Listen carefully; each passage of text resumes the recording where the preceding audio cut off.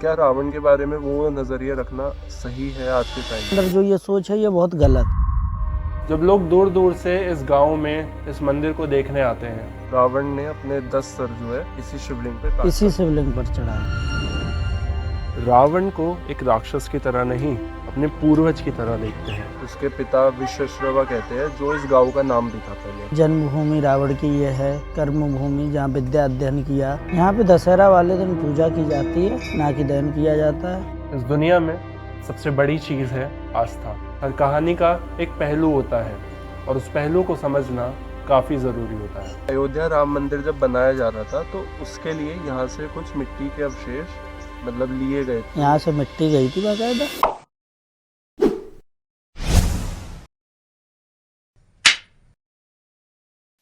जटाड्डवी गलज्ज्वल प्रवाह पावितस्थले कले विलम विलंबता भुजंग तुंगमालिकां डमड्डमड्डमड्डमन्निनाटवड्डमर्वयं चकार चंद्र तांडवम तनोतुना शिव शिवम। जिस श्लोक का अभी उच्चारण करा गया, दरअसल ये शिव तांडव स्तोत्रम है, जिसे भगवान शिव के परम भक्त द्वारा लिखा गया, जिसने कई देवी देवताओं को प्रसन्न कर अनेक वरदान पाए और बन गया इतिहास का सबसे शक्तिशाली राजा।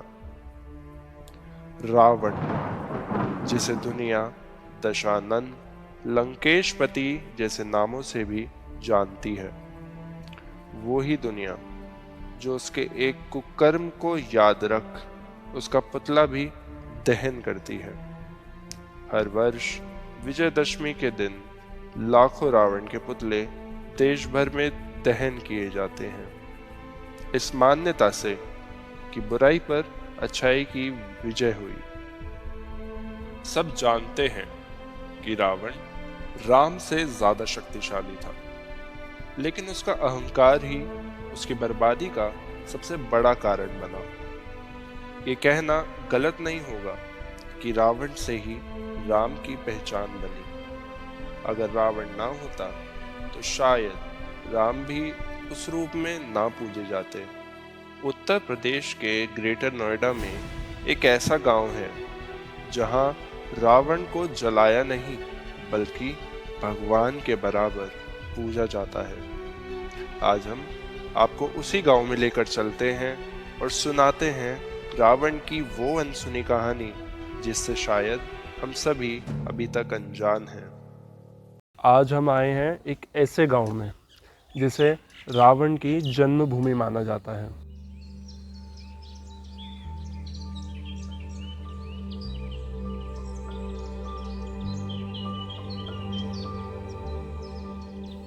यहाँ के लोग रावण को एक राक्षस की तरह नहीं बल्कि अपने पूर्वज की तरह देखते हैं। इस गांव का नाम है बिसरख। चलते हैं और जानते हैं बिसरख और रावण की कहानी। इसी गांव के अंदर मौजूद है रावण का एक मंदिर, जहां माना जाता है रावण खुद भगवान शिव की तपस्या करा करता था। ये वही शिवलिंग है जिस पर रावण ने अपने 10 सर काटकर भगवान शिव को अर्पण किए थे। इस शिवलिंग से जुड़ी कई सारी मान्यताएं और कहानियां भी हैं। इस शिवलिंग को 8 कोनों वाला और स्वयंभू कहा जाता है, मतलब जो खुद से प्रकट हुआ हो। इसी मंदिर के अंदर कई सारे पुजारी इसकी सेवा भी करते हैं, जिनमें से आज हम एक पंडित जी से बात करेंगे और जानेंगे बिसरख के बारे में, रावण के बारे में। मेरा नाम प्रिंस मिश्रा है, मैं इस मंदिर का मुख्य पुजारी हूँ। ठीक है, और हमारे जो गुरुजी हैं हम उनकी सेवा में आए हुए हैं, बचपन से ही यहाँ से रहते हैं। आप लोग इसे सदियों से संभालते आ रहे हैं मंदिर को? हाँ, हमारे गुरुजी लोग संभालते आ रहे हैं सदियों से, और समय समय पर वो अपनी सेवा देते हैं, यहाँ का कार्यभार देखते हैं। रावण कैसे इस मंदिर से जुड़ा है और उसका परिवार, उसके पिता विश्वश्रवा कहते हैं, जो इस गांव का नाम भी था पहले, तो उनका इस गांव से क्या नाता है? जन्मभूमि रावण की ये है, कर्म भूमि जहाँ विद्या अध्ययन किया और अब भगवान शिव की आराधना की, तपस्या की, पूजा अर्चना की, फिर विवाह भी हुआ। मेरठ की ही मंदोदरी थी। ठीक है, तो अधिकतर चीज़ें सारी यहीं से हैं।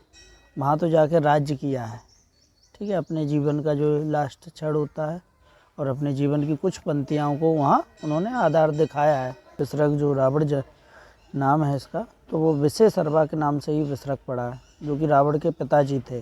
कहते हैं कि रावण अपने बचपन में इसी शिवलिंग पे जो है भगवान शिव की तपस्या आराधना करा करता था, और उस रावण को ये शिवलिंग बहुत प्रिय भी थी। मतलब शिवलिंग की क्या ऐसी मान्यताएं हैं, क्या ये सच है? ऐसा ये एक उनका पैतृक घर समझ लो। जैसे आज भी हम लोगों से पूछा जाता है कि आप पैतृक कहाँ के रहने वाले, तो ये उनकी पैतृक है। उनके दादाजी ने अपनी तपस्या से प्रकट किया हुआ शिवलिंग है, ठीक है। तो उनके पिताजी ने जिस पर तपस्या की है उस पर बेटा अपने आप करेगा, तो वो ही कर्तव्य उन्होंने निभाया। उन्होंने पूजा अर्चना की, अपने शीश तक जो काट के चढ़ाए हैं वो इसी जगह चढ़ाए हैं। अच्छा, रावण ने अपने 10 सर जो है इसी शिवलिंग पे काट इसी शिवलिंग पर चढ़ाए हैं। ठीक है। दशहरा के समय मतलब देश भर में रावण के पुतले जलाए जाते हैं, पर यहाँ पे रावण से लोगों का जो जुड़ाव है, बिसरख के गांव के लोगों का जो जुड़ाव है वो काफ़ी ज़्यादा अच्छा है, और वो रावण से काफ़ी प्रेम भी करते हैं। तो इस यहाँ पे दशहरा को आप लोग कैसे मनाते हैं? यहाँ पे दशहरा वाले दिन पूजा की जाती है, नाकी दहन किया जाता है, ठीक है। पूरे गांव में शोक की लहर होती है और बाकायदा उनको पूजा अर्चना यज्ञ वगैरह किया जाता है मंदिर के अंदर। रावण का जो किरदार है वो अलग, हर मतलब देश भर में फिल्में जो बनती हैं या टीवी सीरियल बनते हैं उनमें रावण का किरदार इतना नकारात्मक तरीके से दिखाया जाता है कि उसके एक कर्म से उसकी पूरी ज़िंदगी का अंदाज़ा लगा लिया जाता है। तो ये बात क्या सही है? मतलब आप इस गांव से इतना जुड़े हैं, यहाँ से मंदिर से जुड़े हैं, यहाँ पे आप पूजा करते हैं, तो क्या रावण के बारे में वो नज़रिया रखना सही है आज के टाइम में? वो देखो, ये जो धरती है इसमें भांति भांति के लोग हैं, भांति भांति प्रकार की सबकी सोचें हैं, ठीक है। और बकाया लोगों के अंदर जो ये सोच है ये बहुत गलत है। एक गलती उसकी देखी गई, माता सीता का हरण किया। माता सीता का अगर उसने हरण किया है तो माता सीता को अशोक वाटिका में क्यों रखा? फिर तो अपने महल में ले जाता, ठीक है। फिर उसके लिए एक बात कही जाती है, जब वो उत्तम कुल का था, ब्रह्मा जी का पड़पोता और पुलस्त्य ऋषि जी का पौत्र, ठीक है, इन महान ऋषियों के जो पुत्र पौत्र हों वो ऐसी घटना करेंगे क्या? और फिर ये तो हमारी फिल्म जो भी बॉलीवुड है इसका शुरू से रहा है कि विलन जिसको बनाना है उसके माथे पे तिलक लगाना है, ठीक है। जो विलन होगा उसके माथे पे तिलक होगा, वो माता काली की पूजा करता होगा, उसकी दाढ़ी होगी, वो भगवा कपड़ा पहने होगा। उसको मतलब कि जिसको भी विलन बनाना है तो उसको एक हिंदू धर्म से ही जोड़ना है। विलन मतलब हिंदू धर्म से ही निकाला हुआ शब्द बना दिया जाता है, ठीक है। और किसी धर्म का विलन नहीं हो सकता, ओनली हिंदू धर्म का ही विलन होगा। तो रावण के लिए ये गलतफहमी फैलाई जाती है, क्योंकि अगर रावण गलत है तो अशोक वाटिका में नहीं रखता, उसके लिए चारों तरफ पैरे पे स्त्रियां नहीं रखता, ठीक है। और फिर लास्ट में जब लक्ष्मण जी ज्ञान लेने रावण से गए तो लक्ष्मण जी का पहला सवाल था कि अगर आप इतने बड़े विद्वान थे तो माता सीता का हरण क्यों किया? तो रावण का कहना ये था कि माता सीता के हाथ में जो तिनका है ना, हम उसको नहीं छू सकते, उसको अगर छू लेंगे तो जलकर भस्म हो जाएंगे, तो माता सीता का हरण हम कैसे करेंगे? अगर ये दोनों चीज़ें रामायण में लिखी हैं कि हरण भी रावण ने किया और हरण भी रावण ने नहीं किया, दोनों शब्द लिखे हैं, तो फिर रामायण झूठी है, या तो फिर उसको समझने वाला झूठा है, ठीक है। जो उसको समझ रहा है, पढ़ रहा है, वो झूठा है, ठीक है, क्योंकि उसको समझने का प्रक्रिया दूसरी है और उसको ध्यान से देखने की प्रक्रिया दूसरी है। भैया आप वाल्मीकि रामायण में पढ़ेंगे तो कई चीज़ें ऐसी निकलेंगी जो आपको रामचरितमानस से कहीं अलग ले जा कर रख देंगे। रावण जो है यहाँ पे पूजा जाता है, रावण को लोग यहाँ पे मानते हैं जी। पर भगवान राम को किसी अलग तरीके से देखा जाता है, या उनके प्रति कोई ऐसी भावना है जो लोगों के मन में है यहाँ? नहीं, ऐसा कुछ नहीं है। यहाँ राम जी की भी पूजा होती है, ठीक है। इसी मंदिर प्रांगण के अंदर आपको राम दरबार की भी मूर्तियाँ देखने को मिलेंगी, ठीक है। राम भगवान भी इसी प्रांगण में है और रावण भी इसी प्रांगण में, दोनों ही यहाँ हैं, क्योंकि दोनों ही एक दूसरे के पूरक हैं। आज हम एक ऐसे भारत में खड़े हैं जहाँ लोग राम और रावण दोनों को पूजते हैं। जब लोग दूर दूर से इस गांव में इस मंदिर को देखने आते हैं तो वो सिर्फ रावण की कहानी नहीं बल्कि मर्यादा पुरुषोत्तम राम को भी समझना चाहते हैं। आज के समय में किसी भी पुरानी कही गई बात पर विश्वास कर लेना यूं ही सही बात नहीं है। हर चीज़ को लॉजिक से जोड़ा जा सकता है। हर कहानी का एक पहलू होता है और उस पहलू को समझना काफ़ी ज़रूरी होता है। यहाँ पे मंदिर में एक अलग तरीके की मूर्ति मौजूद है गौरी शंकर की, जो कहते हैं सिर्फ आगरा के बटेश्वर महादेव मंदिर में ही मिलती है और एक यहाँ सिर्फ बिसरख में है। उसके पीछे की क्या कहानी है? मतलब ये भगवान शिव का सेठ और सेठानी का रूप है। अच्छा, ठीक है।